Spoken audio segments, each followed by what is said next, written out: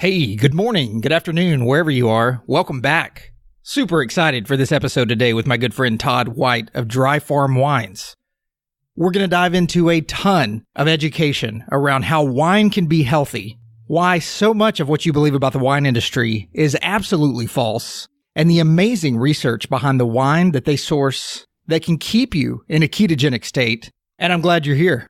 The paperback version of my book is still available for just the shipping cost here in the United States. From Success to Significance, the Vision Building Manual. If you want to get on top of your goals, if you want to end this year on a high note and map out your goals, really recreate the way you go about looking at your vision, head to success101podcast.com/book. And if you're in the United States, select the paperback version and at checkout, enter Success 101. You'll get that for just the shipping cost. If you're outside the United States, select the ebook reader and you'll get an instant digital download on that. Also, check out my coaching programs at success101podcast.com/coaching. As I mentioned, I've got Todd White on the show today. You guys are going to hear how you can pick up a penny bottle of wine with your order of this amazing, amazing wine. I mean, the research just blows me away. All you have to do is head to dryfarmwines.com/success101. You'll get your discount there along with your penny bottle of wine. I thought I loved wine before I found out about this company. Now I really love wine because you can do it in such a healthy way. So let's not wait a minute more. Here's my episode with Todd White of Dry Farm Wines. New concepts and ideas to help you reach your full potential. Reach your full potential. Reach your full potential. Small win, small win, small win. Keep your momentum going. The Success 101 Podcast. Welcome to the Success 101 Podcast. This is your host, Jarrod Warren, and each episode, my goal is to bring you a new concept or idea to help you maximize your full potential. Thanks for joining me here today. Now let's kick things off.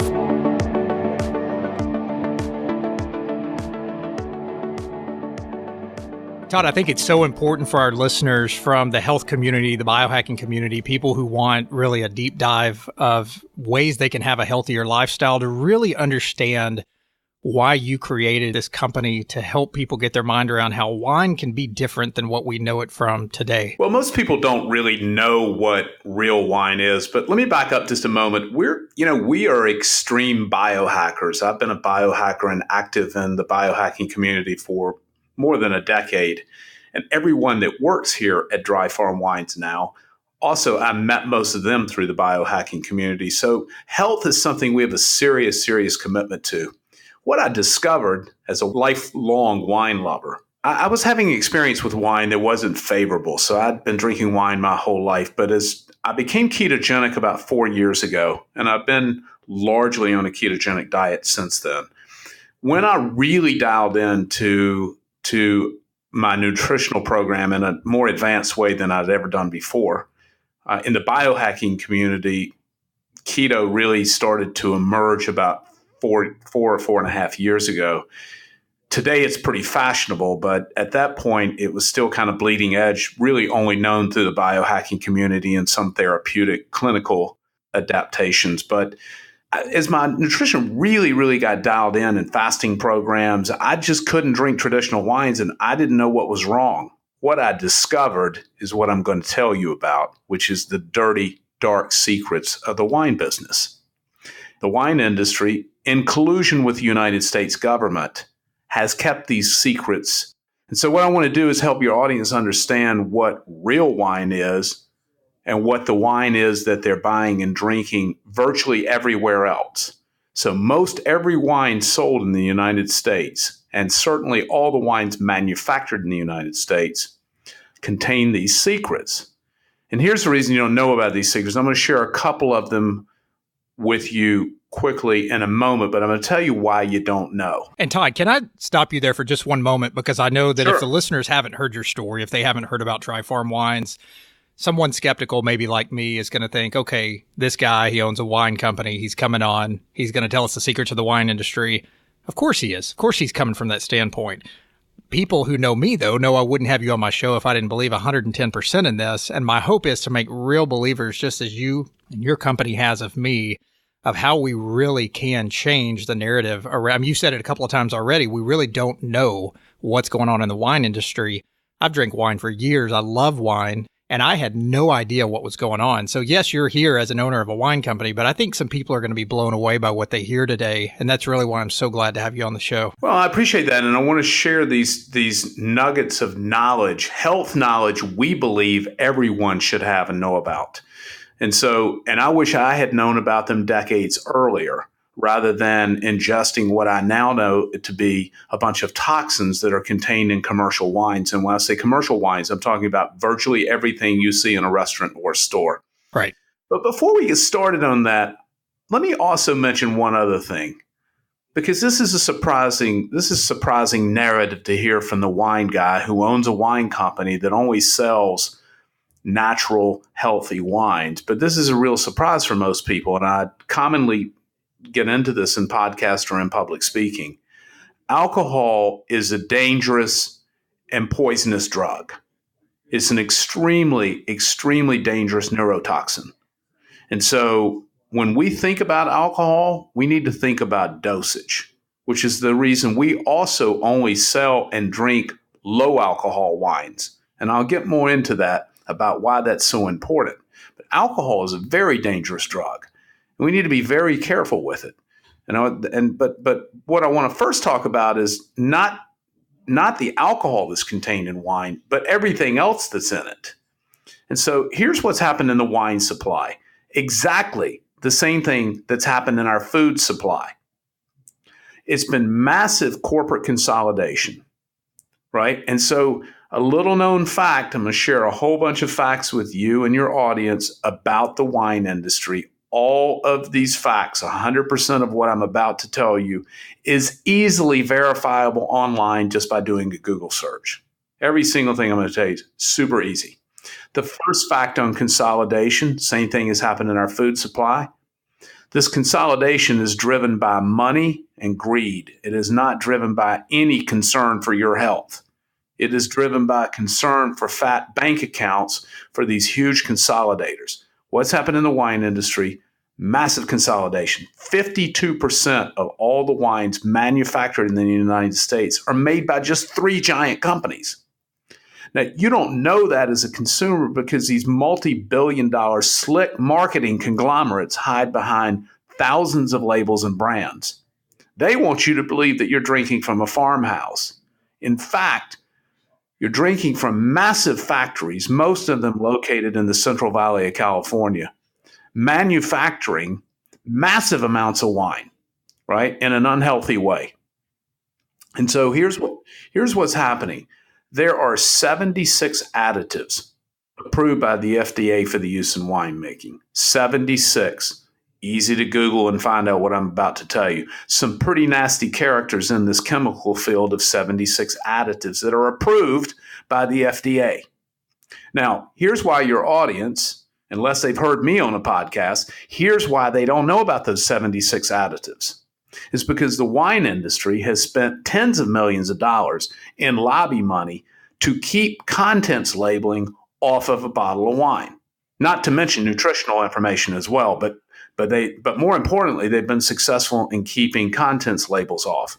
How they've done that is paying politicians off in the way of lobby money to keep contents labels off. The reason they want to keep a contents label off a bottle of wine is because they don't want you to know what's really in it. If it had a contents label on it, it would look exactly like the rest of processed foods you find in the grocery store. It'd have a whole list of chemical names and ingredients and additives that you have no idea what it is. But most people don't think about it. See, the wine industry wants you to believe that all is contained in the bottle is fermented grape juice. That is, in fact, what real wine is and how a natural wine is made. That is not how commercial wines are made. And when I say commercial, I don't mean box wines. I mean every wine, every single wine that you'll see in your grocery store shelf from famous brands that you know and may trust all contain these additives. Only about 500 winemakers in the world who make natural wines, which are additive-free, 100% natural wine. It just never had a label on it. Everybody thought it, it was just like, why put a label on a bottle of whiskey? Yeah. Right. I mean, it's just kind of thinking, everybody just thought it was fermented grape juice. When in fact, if you do a Google search for 76 for FDA approved wine additives, the list is right there. It's in an FDA document, right? This is a secret, but it's out in the open. And until I started talking about it, nobody knew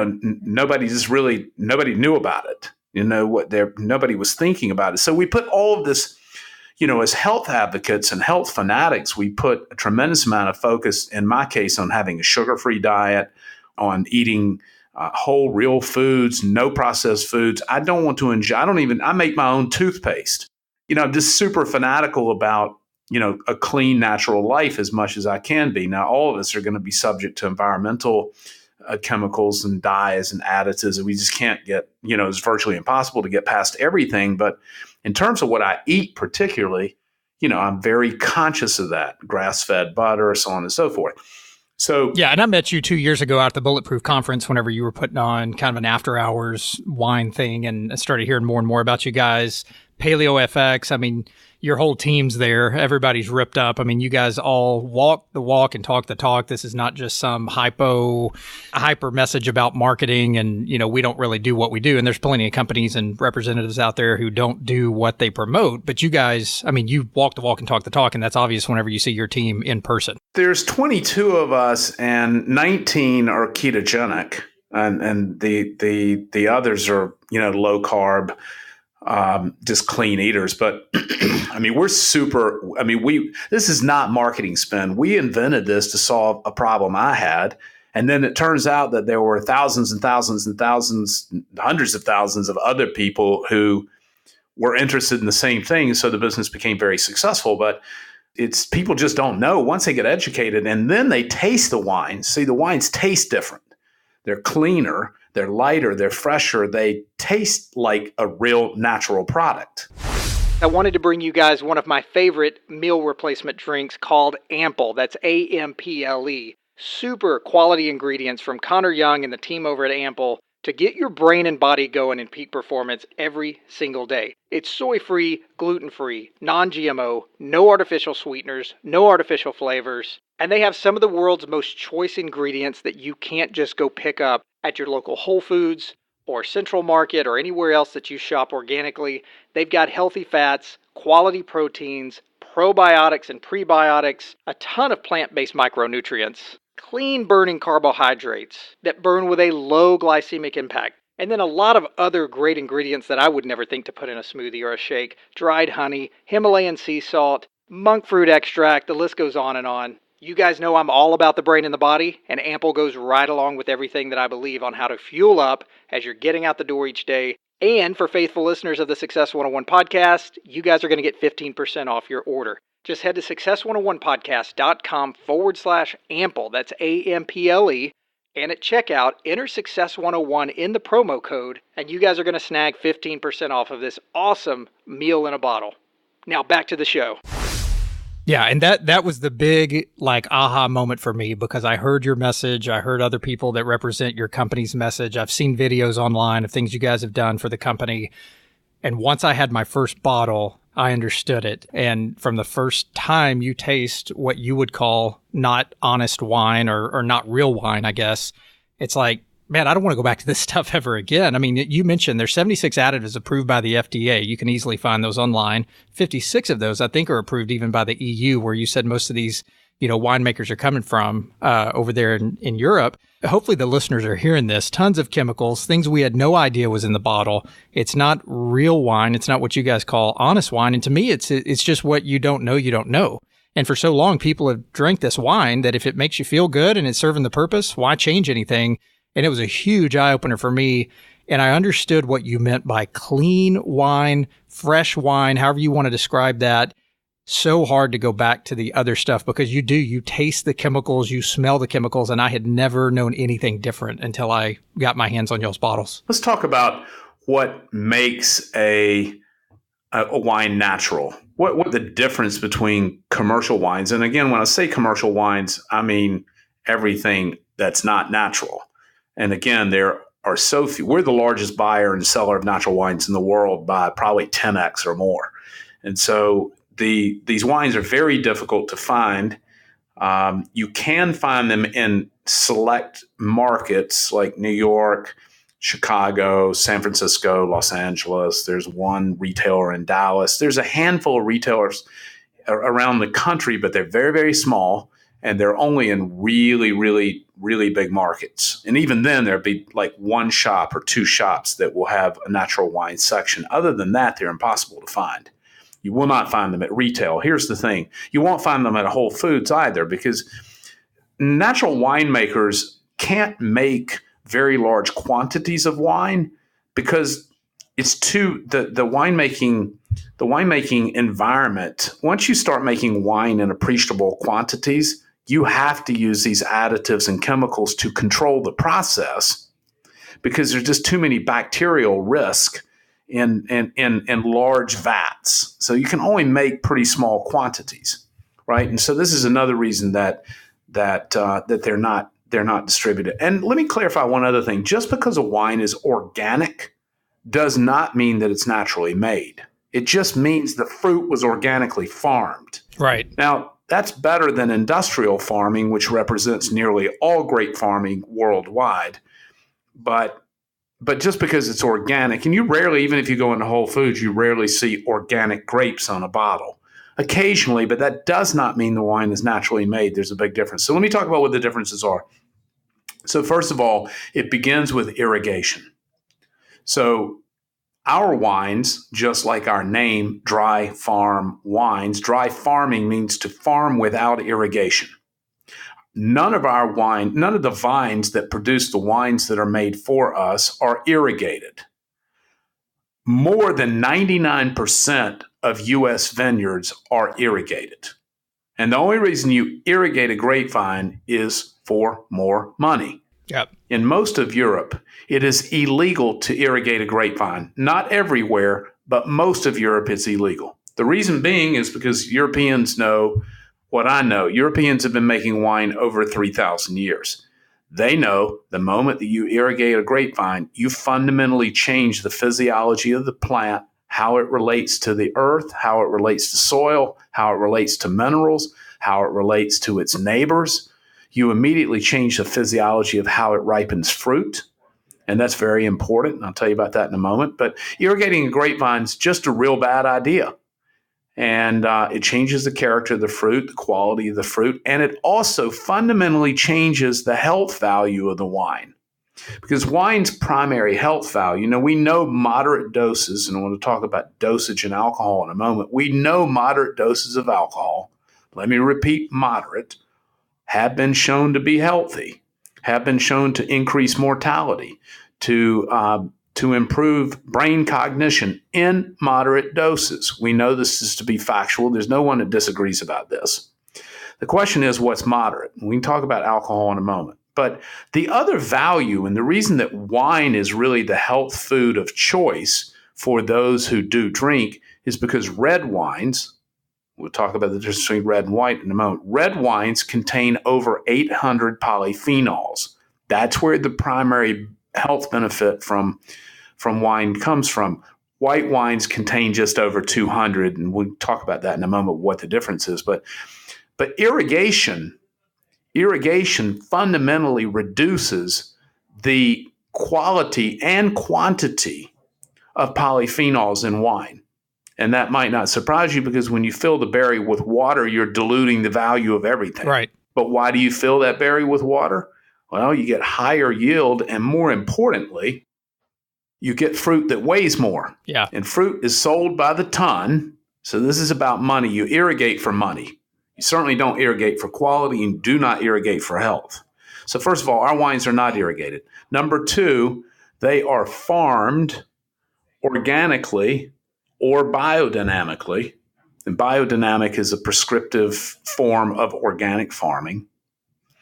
Following that, not 100%, but most all of our vines are also old vines. They average about 60 years in age. They can be as young as 20 or 25 years or as old as 100 or 110, but most of our vines age about 65 years. Now, the average age of a grapevine in California is under 14 years. The reason that you rip vines out after about a decade is because once they become that age, the yield of fruit materially decreases. Right? And so again, you replant for money, right? You replant for higher yields. The older the vine gets, the lower the yield. However, the older the vine gets, the better quality and character of the grape that the vine produces. So we're talking about old vines, no irrigation, all organic or biodynamic farming. That's on the farming side.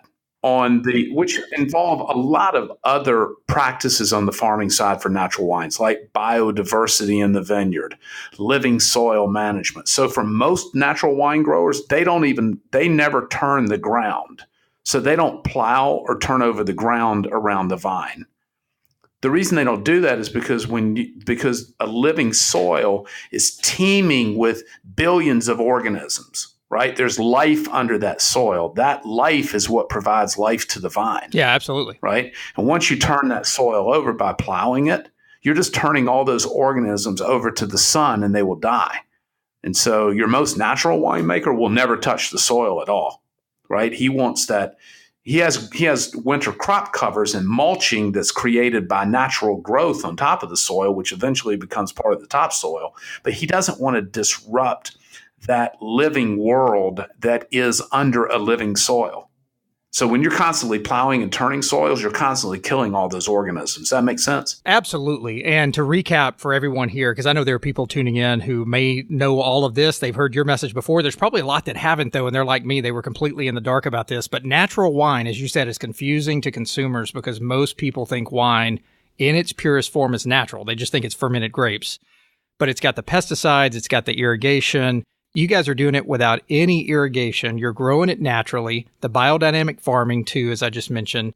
And maybe you'll get into the yeast part that I know I've heard you mention before as far as the spontaneous fermentation on that. But irrigated grapevines are illegal in most of Europe simply because they've made wine for so long, they know how it works, and it just lowers the quality of wine from the water filling up in the fruit. And they do that primarily for weight and money. Heavier weight's going to sell more fruit. And then they're ripping those things out of the ground about every decade or so to end up trying to get more of a yield. And I just know most people just don't know that when they're picking up their choice bottle of wine that they've drank for so long from the supermarket that they think's the greatest thing out there. They don't know any of this. Yeah, they don't have any idea. But let's talk about the yeast and fermentation in a moment. So that's what happens in the vineyard, right? So that's the farming practices. Then once the fruit gets in the cellar, then there's a whole host of other problems. So now that we've talked about the farming practices and what's happening in the vineyard, and that's critically important,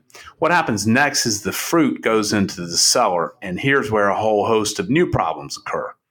First of all, number one is in the fermentation practice.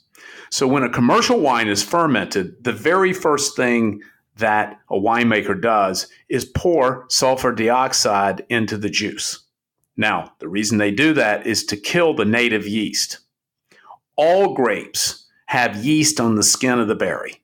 It's picked up in the vineyard. It's indigenous and wild to the vineyard where the grape is grown. All grapes, commercial grapes, natural grapes, all of them. Just naturally. They all have. It's all naturally grown. It's naturally occurring.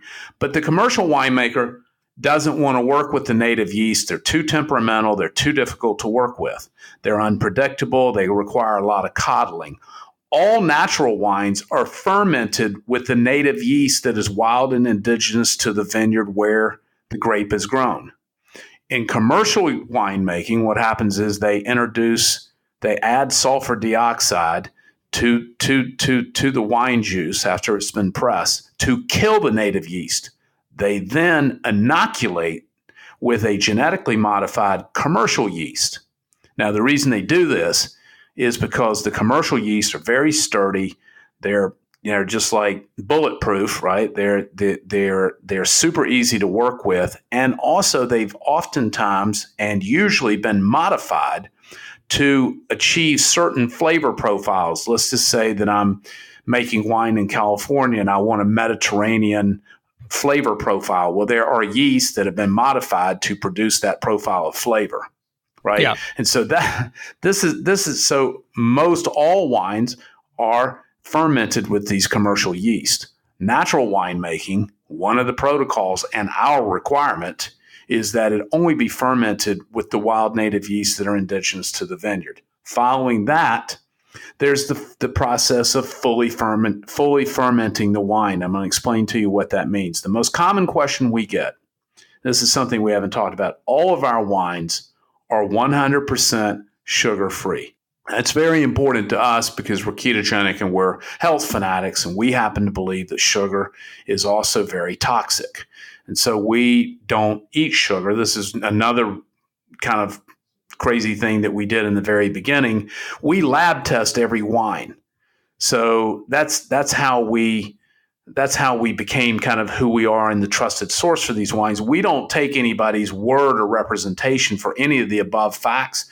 We test every wine in a certified lab in California, an enologist who works for us independently. We lab test every single wine that we drink and sell.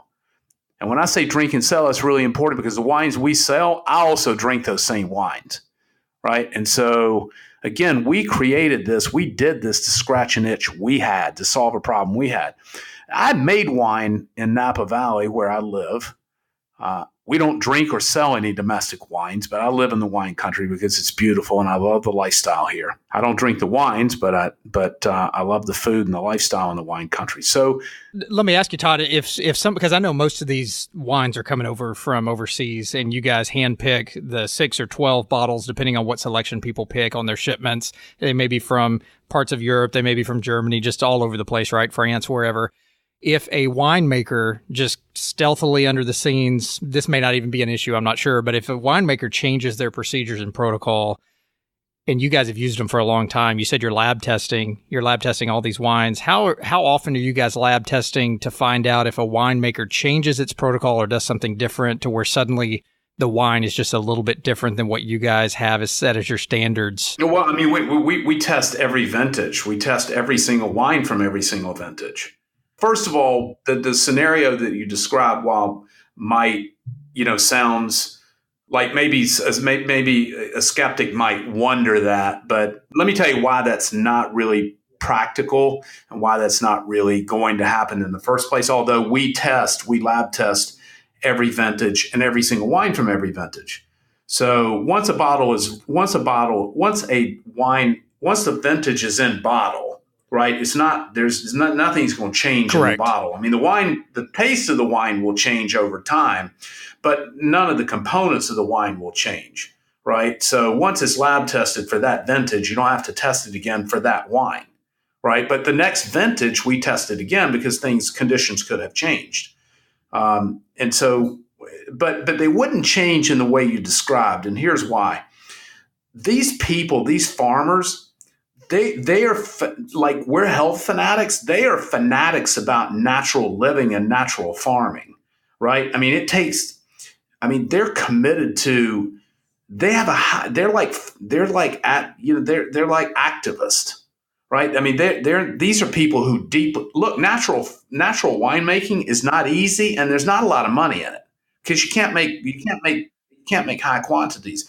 These people do it because they want to protect the land for generations, because they're stewards of the earth, because they believe in a natural way of life. I mean, they're fanatics. So this is not like you see the same thing with organic farmers in the U.S. who are growing vegetables.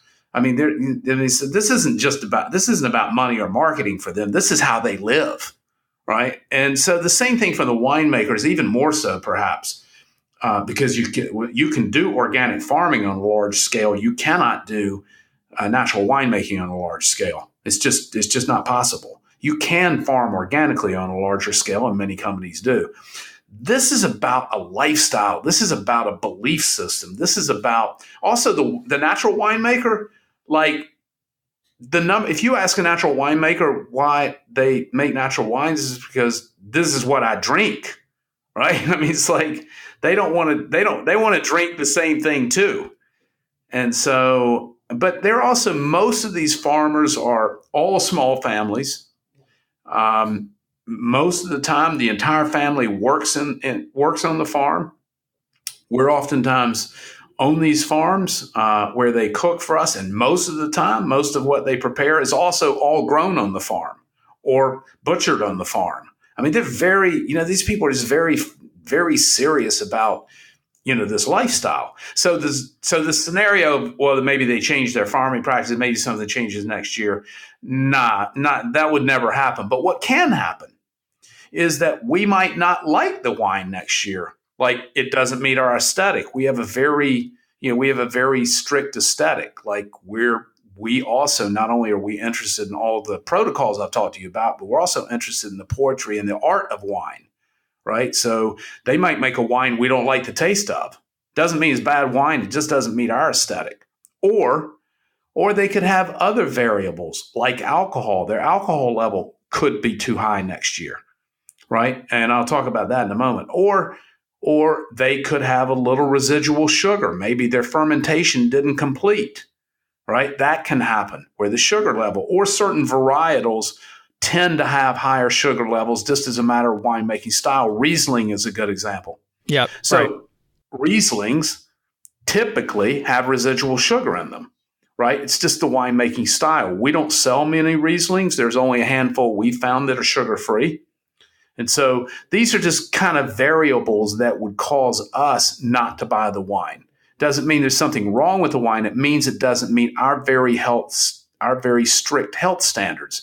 So let me talk about alcohol for a moment. And before you dive into that, I pulled you off with that question because I thought some skeptics might want to know that. I'm glad you clarified that. You were talking about the fact that there's no sugar. I mean, you just mentioned a little bit about the sugar with Riesling and things like that, but your wines don't have sugar, and most of your people stay in ketosis. I know a ton of people, the biohacking community that I know, they live a ketogenic lifestyle. This wine is great for them. I've heard you say before you can drink up to a bottle a night, and it's not going to take you out of ketosis. But even for someone listening in who's not trying to stay in a keto lifestyle, if that's not what they're after, or they haven't really learned all about that yet, you still don't want to put crap in your body. You don't want to put carbs in your body. You want to put sugar in your body. We know that sugar is a huge part of cancer, brain fog, a ton of other illnesses, and even injuries over time or illnesses that come from sugar.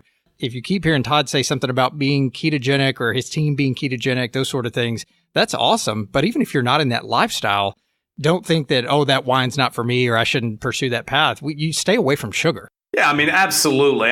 Whether you're ketogenic or not, and very few people are, even people who say they're on a keto diet or living a keto lifestyle. Right. Very often they're not. That doesn't really matter. But what we do know definitively is that sugar in very high doses is just toxic and makes us sick. And we're statistically sugar-free as a lifestyle because we think it's a healthier way to live. Whether or not you're ketogenic or not, you should eat as little sugar as possible from my point of view.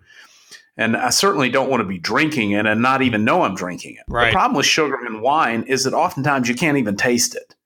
So just talking about sugar for a moment, because we're just so rabidly against sugar. Talking about sugar for a moment. So sugar in wine can categorically range from 0, our wines, to as much as 300 grams per liter. That's the technical category of wine. Now, 300 grams, to give your audience a reference point, Coke, a cola drink, has about 108 grams per liter. Now, when we talk about these wines with 200 and 300 grams of sugar, we're talking about dessert wines, ice wines, obviously very, very sweet wines, right? On the lower side, when we're talking about commercial wines, you can commonly see wines from 15 grams to about 40 or 50 grams per liter of sugar in store-bought commercial wines. This is very common, right? Now, you can buy, I freely admit, because people challenge me on this, and it's true, I freely admit you can buy particularly certain red wines that are dry and, like our wines, are also sugar-free. But here's the problem. You don't know which ones those are. And you can't taste sugar at a low level in wine because the acid level in wine is too high to taste the sugar. Even as professional tasters, we can't taste it. But you can't always taste it because the underlying acid level is so high. Same thing in a can of Coke that's got 35 grams of sugar in it. If it didn't have ascorbic acid in it, you couldn't drink it. It'd be so sweet, right? Yeah. And so when acid, just like making lemonade, you can squeeze lemon juice, you can pour sugar in it and pour sugar in it. It's still sour up until you get a lot of sugar in it, right? So where there's acid present, you can't always taste sugar.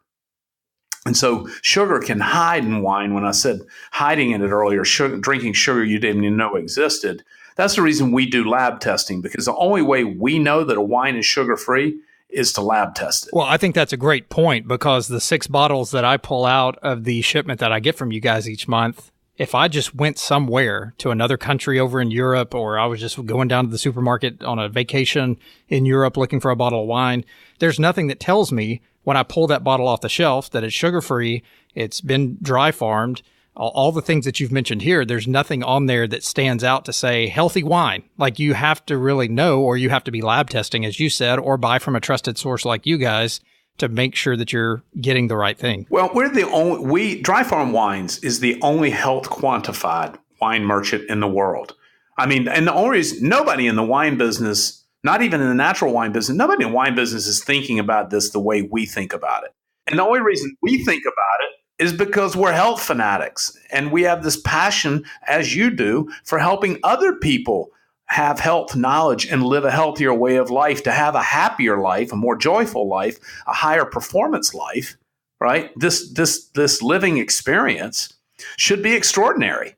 And so our passion, not only about wine, we do it in many other ways. As you know, I'm a speaker on the ketogenic circuit. We speak on meditation. We speak on company culture and lots of other ways that we help people live a high-performance, healthier life. As you know, we're also endorsed by virtually every health leader on the planet, including everyone your audience will know about: Dave Asprey, Mark Sisson, Rob Wolf, Abel James, J.J. Virgin, Dr. David Perlmutter, Dr. Mark Hyman, hundreds and hundreds of doctors across the United States, many of them celebrity or famous doctors, New York Times bestselling authors, endorse our process and trust us. Yeah, I know all of those people very well, and they don't just put their name on anything. That alone should talk about the quality of what you guys are doing, in my opinion. The reason I think that we've been so successful in getting endorsements from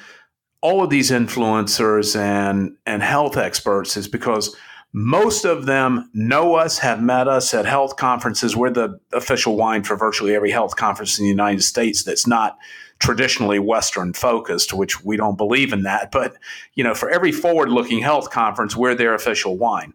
And the reason I think we've been so successful in getting so many endorsements, not only does the product work and taste better, and they know that, but in addition to that, they know us. So they've met us, they've seen us, they know that we walk the talk, right? And so this is not marketing spin, this is our lifestyle, right? And so there's a big difference in that, because as you know, in the health space, particularly in supplements, and there's a lot of people who don't even walk the talk.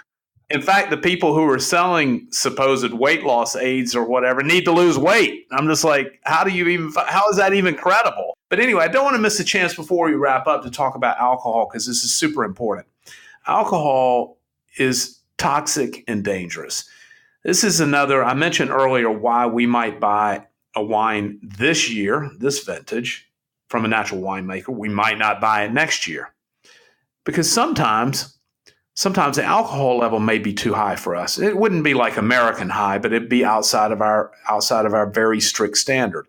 We don't sell any wines over 12.5%. And most of the wine I drink is between 10 and 11%. And we have wines that go as low as 6%.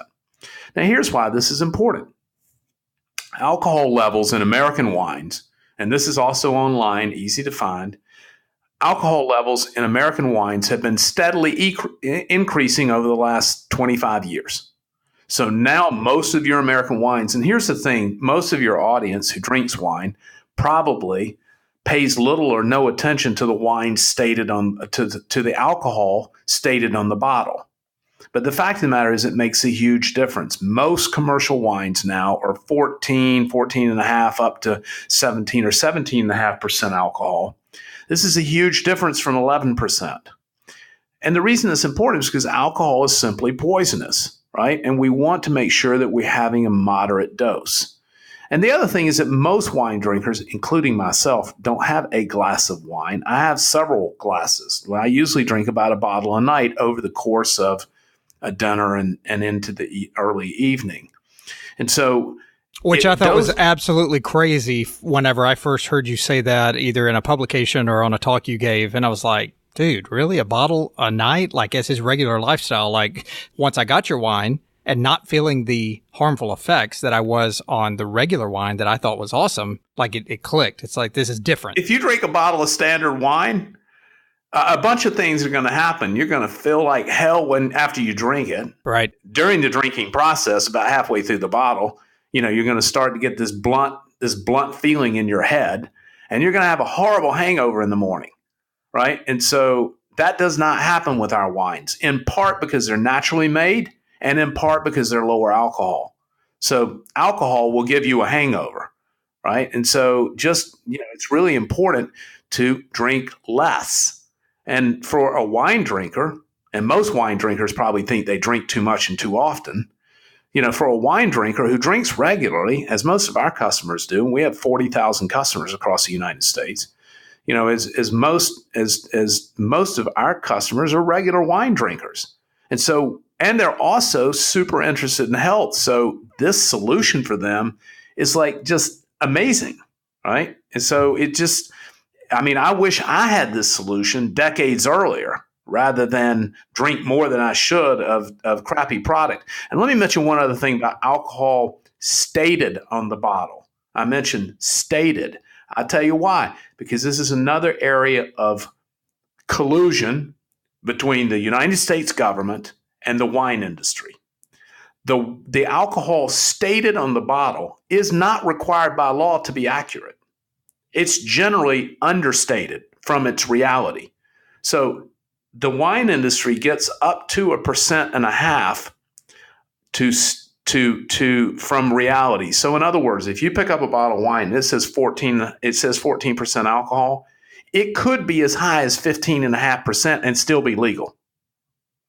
And this is very common practice. And there have been studies and tests done on this as well. The San Francisco Chronicle did a test on California wines a couple of years ago, testing them for actual versus stated alcohol. So this is also available online. Again, all these things I'm telling you it's not marketing spin I'm making up or trying to sell wine here. I'm just sharing with your audience educational facts. Well, you're trying to sell it. I mean, let's face it, you're trying to sell it, but you're trying to sell it because you're fanatic about it and it helps a ton of people. Well, yeah, we're in the business of selling wine. Now, let me be perfectly clear about that. I'm telling you, I'm not generating this marketing spin to which, as you know, and your audience will know too, if they follow the health space and are involved in healthy living, there is a tremendous amount of marketing spend in the health and supplement space that's just plain BS that is generated solely to create fear and sell product. I'm just telling you what I'm telling you is not that kind of spend. Let me take a step back because I know some people who haven't had your wine like I have, they might be hearing this and going, man, low alcohol. Yeah, that's really not what I'm going after. And even people in the health space, I know people, people, you can tell them about the consequences, whether it be hangover, whether it be sugar, whatever. Their thought is, well, I'm not going to less alcohol. Like the whole reason I'm drinking this is to get a buzz or a high or whatever. I'll deal with the consequences later. It really is poisonous, which some people might say, well, why drink it at all? If it's poisonous, there's plenty of benefits to wine as well, as you can speak to.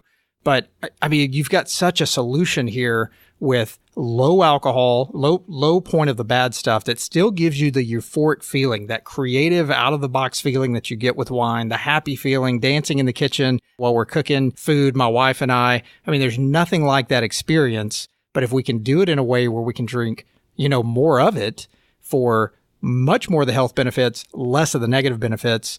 I mean, I was so excited when I stumbled across your research and actually experienced it for myself. Yeah, here's the thing.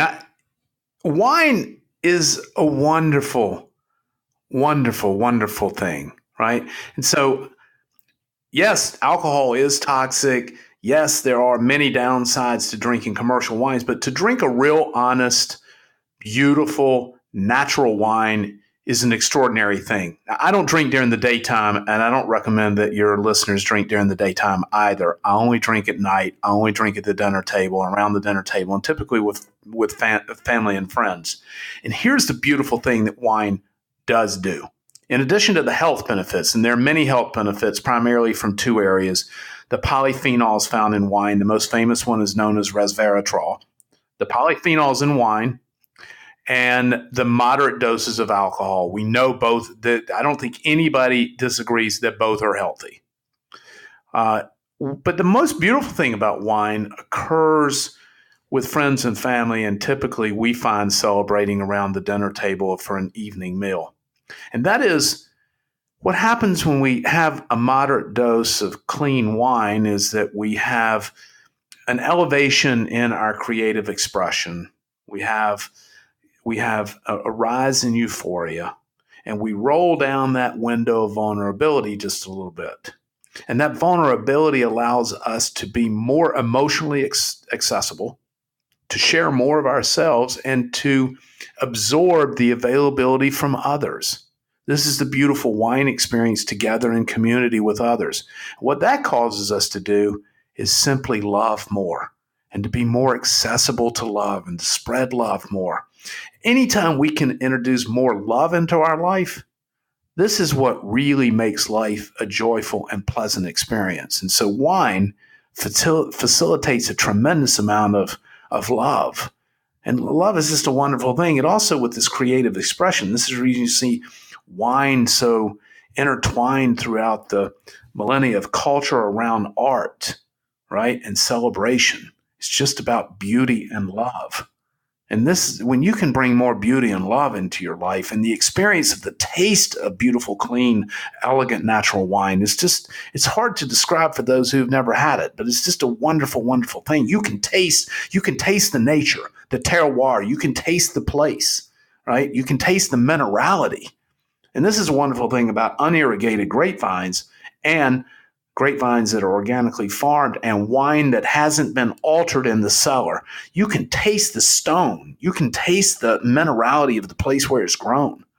And this is a beautiful thing. This is what makes wine so beautiful. Oh, absolutely. And wine's at the top of my list when it comes. I've always been fascinated by cigars, coffee, fruits of different countries, but especially wine, just the processing, the way it's done. And you guys doing it naturally makes that so much more just enhanced, I guess, for lack of a better phrase there. You mentioned that the dosage of alcohol a second ago. Wine enhances our creative expression when we use it in low alcohol dosages. And I think that's what people have gotten away from. They think, well, I want to get this feeling. I want to get this rush. So I'm going to use alcohol in high doses. I'm going to escape reality, escape the stress of the work week, whatever. Guys, it's so much better when you're using that enhanced creative expression in low alcohol doses. That's why spirits are so concerning. Whiskey, things like that people are chasing after. And I mean, hey, don't get me wrong. I'm a huge whiskey guy as far as like in tiny, tiny doses.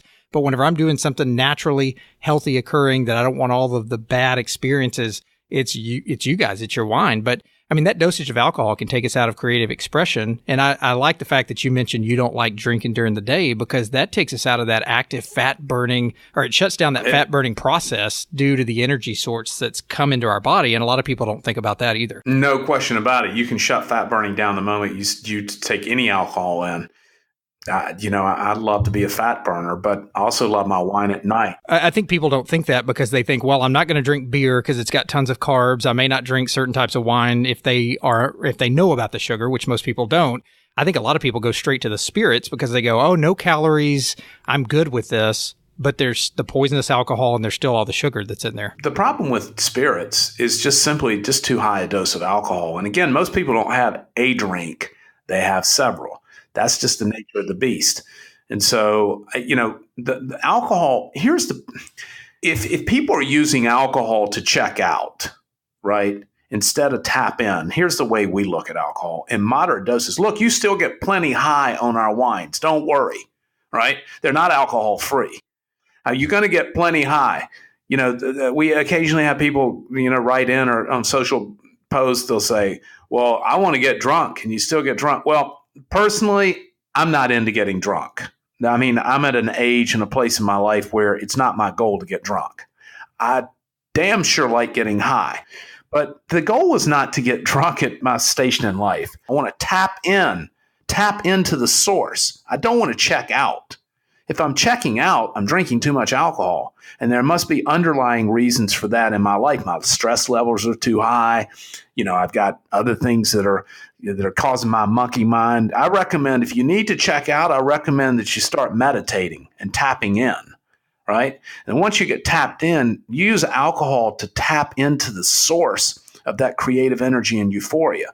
Don't take it in such doses that you're checking out. Does that make sense? Yeah, absolutely. Talk to us before we leave, because I think this is so important, about polyphenols. And people in the health community that are really in tune with this, they're going to know exactly, they're going to tune into this very quickly. But people who haven't heard a lot about that, and they hear the studies that are out year after year that have been debunked that say, wine is better for you than exercise, when it's talking about the wrong types of wine, because we know that's not the case just from our conversation here today.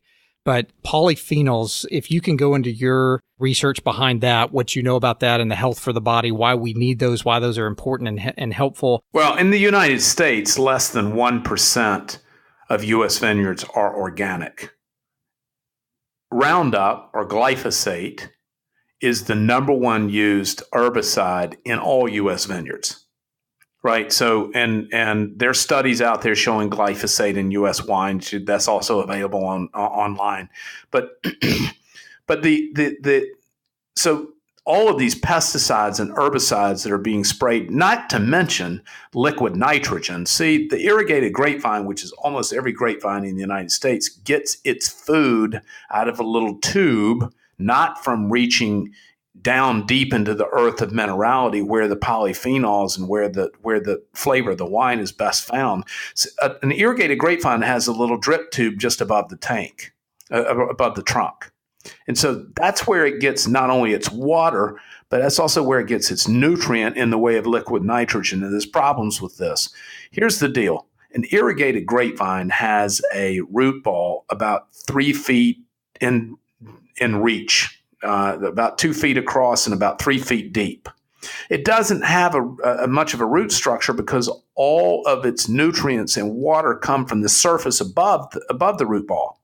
An unirrigated grapevine at maturity can have roots that reach up to 50 feet deep. Right now, because that plant is struggling with these little capillary roots, not about the size of a hair.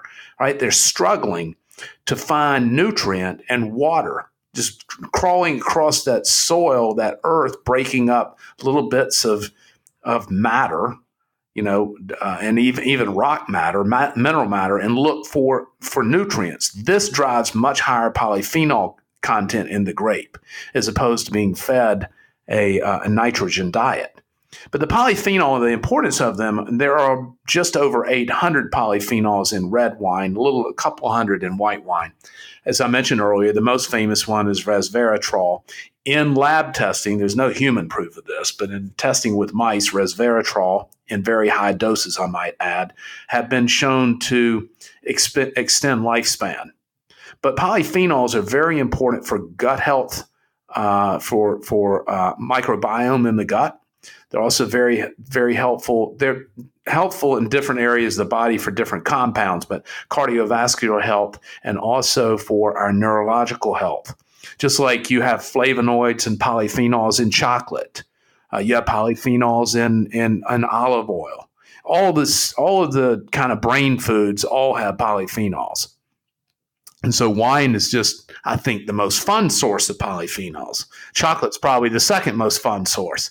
Right, 100% cocoa, I might add, in our case. But so these polyphenols have three primary. There are many benefits, many health benefits to them, but the three primary are microbiome in the gut, cardiovascular health, and also neurological health. I know you mentioned the glyphosate, and people don't know about that. If they don't know about wine, certain types of wine, they certainly don't know about this because it's so hidden. But I know Dr. David Perlmutter talks a lot about this, and it's destroying our soil. It's destroying our water supply. I mean, we're jacking with our gut with all the chemicals we ingest, but that one is, we're finding out more and more, and you guys have known this for a long time, it's in our soil. It's right there where our food comes from. It's where our wine comes from. It's where our water supply is, all of that. So even if you're ingesting helpful things or polyphenols or any, fill in the blank with anything helpful that you're ingesting, it's just all the chemicals around. If you're ingesting the wrong types of things, in your case, especially wine,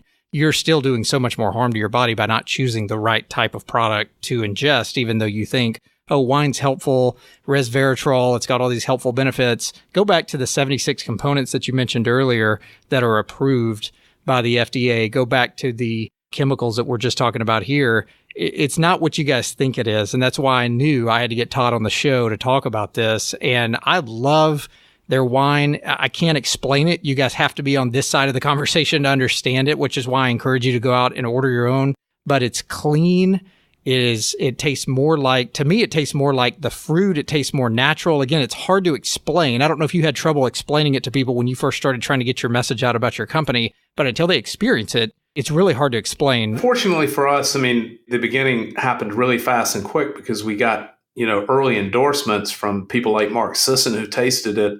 When I first met Mark Sisson, he's like, I don't drink wine anymore. It makes me feel bad. I can't drink it. I was like, I have a solution for you. He's like, sounds like marketing speak to me. I'm not really interested. I don't drink wine anymore. I was like, dude, listen to me. I can help you.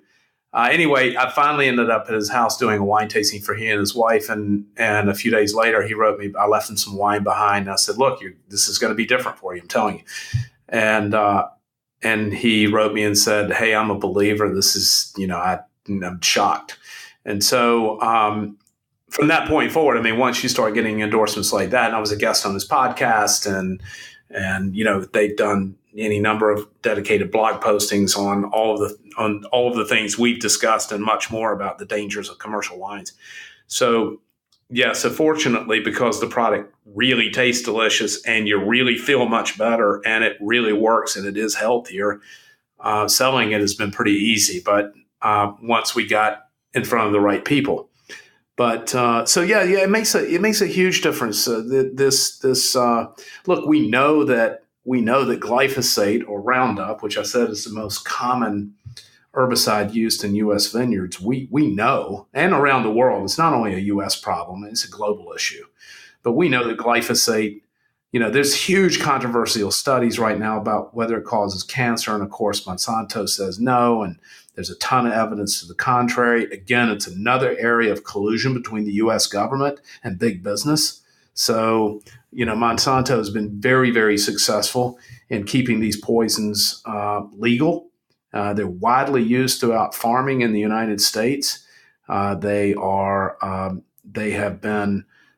was a study done 2 years ago by an organization in the Midwest called Moms for a Better America, who did lab testing in 3 appellations on California wines and found glyphosate present in 100% of the wines, both on organic and non-organic farms. It's speculated, they don't know this, it's speculated that the glyphosate got into the fruit from irrigation. And here's why.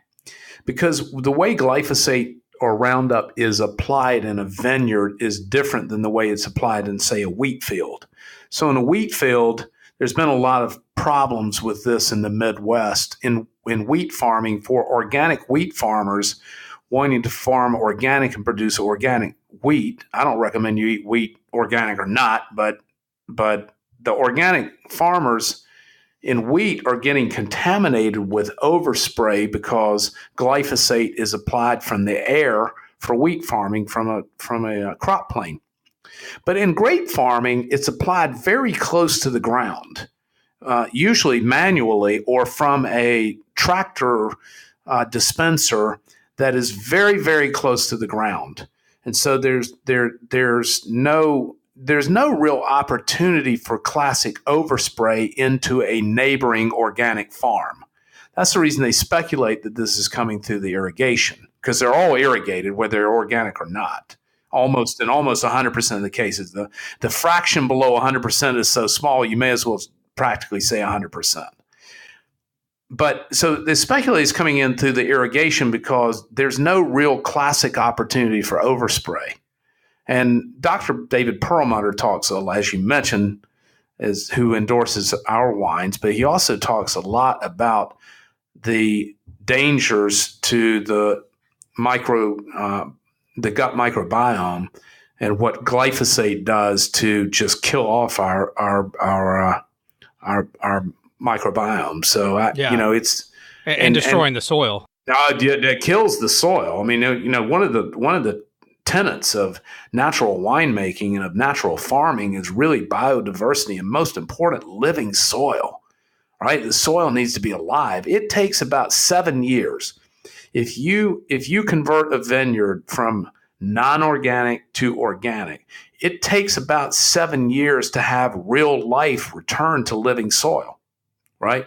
I mean, it's just, we are killing the earth with these toxins and poisons, and consequently killing ourselves and leading to, a melody of chronic diseases that 100 years ago didn't exist. They existed, the diseases existed just in very, very small applications, and also only right at the end of life. What we're seeing now with chronic illness is that it's beginning much earlier, in the 40s and 50s, and then there's 80 million pre-diabetics in the country, which are not related to glyphosate; they're related to sugar and hyperproduction of insulin. But we're seeing the bad news. From my perspective, the worst news about chronic disease, not only does it kill you, but it makes you sick for 20 or 30 years before it does kill you. And I'm more interested in health span than lifespan. I want to be healthy. Health is wealth. I want to stay healthy well as into my aging process. Whether I live a long time, that's a preference, but I'm not interested in living a long time without health span.